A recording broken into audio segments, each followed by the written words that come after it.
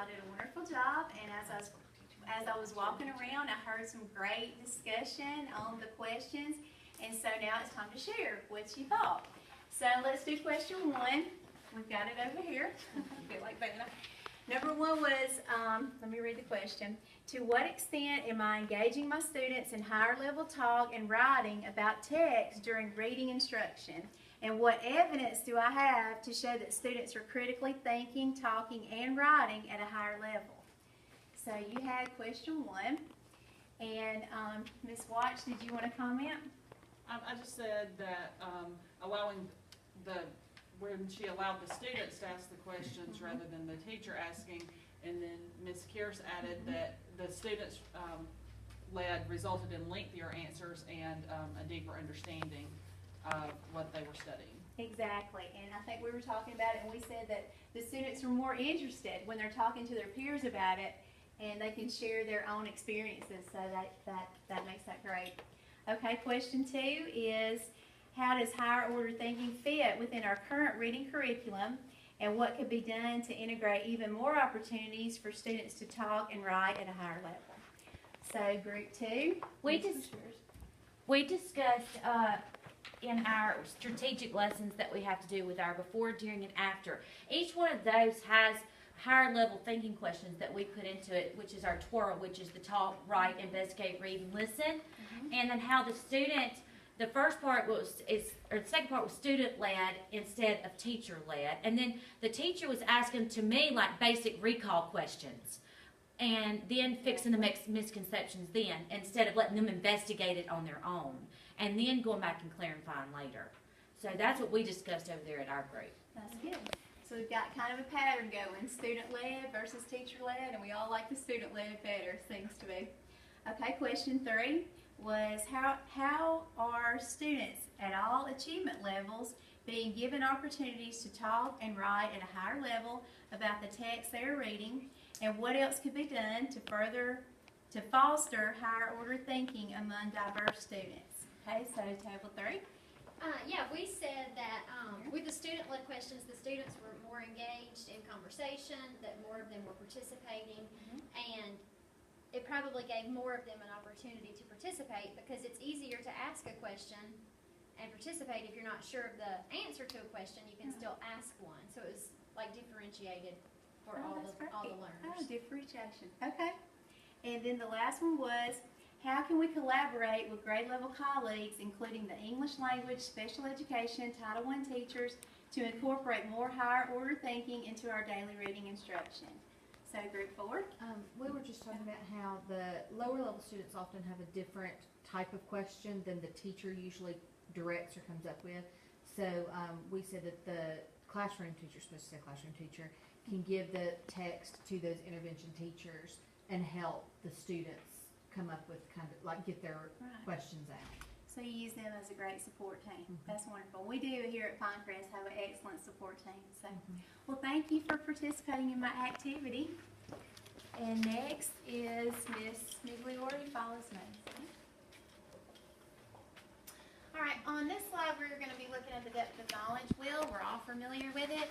This basically reflects the level of work the students are performing at, and whenever we're trying to create higher order thinking questions, this is where we should go to. And the top part mostly is just focusing on level 1, which is where kids just recall information. Like they read a story and this is the who, what, when, where. Recall, reproduce. Level 2 is when they have their skills and their concepts.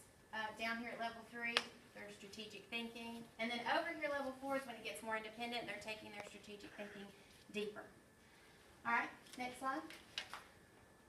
On this, we're looking at levels of complexity. It provides a couple of activities, some examples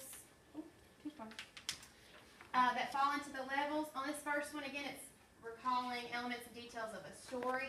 Level 2, an example activities where we get into context clues. Level 3, they're using appropriate voice for purpose and audience. And then over here, level 4, conducting a project, so it gets more independent.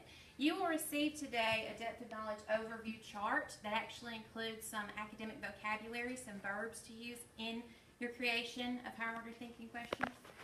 And you will also receive a sheet with an explanation of the levels of complexity.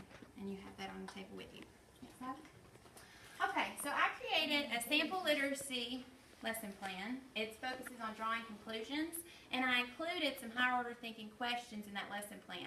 On your table with you, you have a poem, you have the lesson plan that goes along with it, and you also have the graphic organizer. So if you can take a moment. What I'd like you to do is take a moment to just view the lesson plan, and in the during part, take a moment to read over the I do, we do, y'all do questions. And I want you to think for a moment on how you could either incorporate this lesson in your classroom or use it as an example and create something for your subject area, your classroom. And just take a moment to look over those questions in the during part.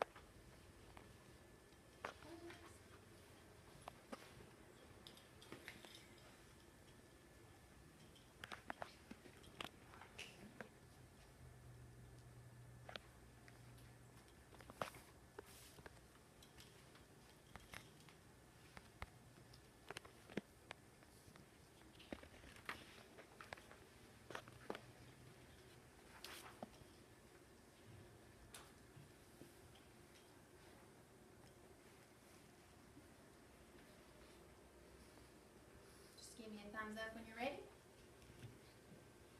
All right, any questions, comments, or if you've used questions such as these in your lessons, or if you have an idea of how you can incorporate it into your classroom, any volunteers?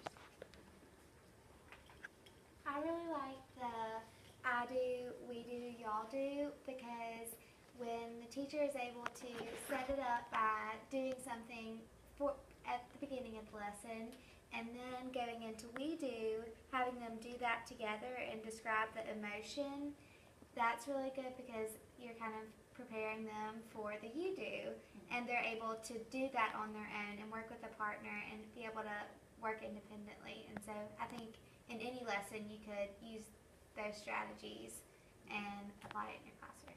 Okay, all right, very good. Excellent. Any others? It increases the level of difficulty, and it gives them that scaffold as they move throughout, so that they, like she said, are ready to be independent. Right. Without getting frustrated. In the creation of those questions, I tried to make sure that I included always cite the evidence, always prove your point. It's not good enough to just give me an answer, explain how you got there. And on the side, there's also some extra questions to just take it even further. Okay? All right. Okay, well, the next part is the 3-2-1 exit slip. I'm going to pass out a reflection, the 3-2-1 reflection. And on your paper, I want you to write 3 things you learned about quality questioning, 2 examples of quality questioning prompts you will integrate in your next lesson, and 1 question you still have about quality questioning.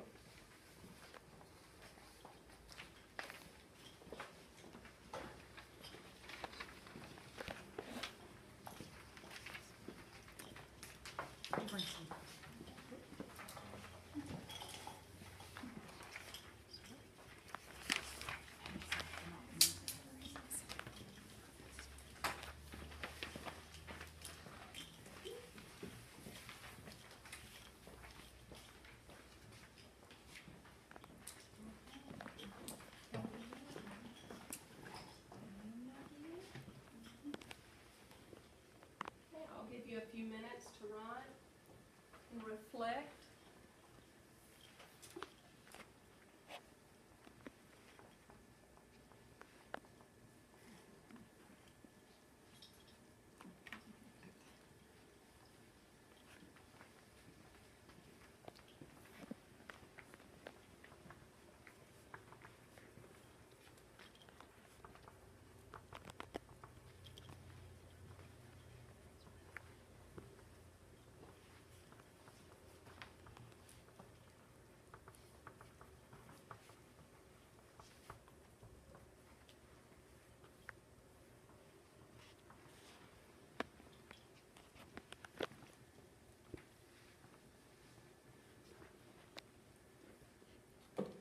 Okay, as I've walked around, I have seen wonderful reflections, and I've seen on the back table that Ms. Shaw, you wrote down, when we were talking about quality question, you wrote down that the purpose of it is to actually improving your questioning strategies. So that was an excellent answer, and it gives, to be able to gain better feedback from your students about what they're learning. That was wonderful. And I saw on this back table how you said, through the article, that the wait time was to try to increase it to at least 3 seconds before you called on a student, not to have any hands up, so any student could be chosen, and so that's what you're not choosing the same one all the time. And then I saw on this table the open questions, where you tried more open-ended questions and more creative or divergent thinking questions, more in-depth. And this table, when I came over to this table, I saw that challenging the higher order thinking skills, excuse me, to try to ask more of the big picture. So, excellent. Every one of you had excellent answers, a very good reflection.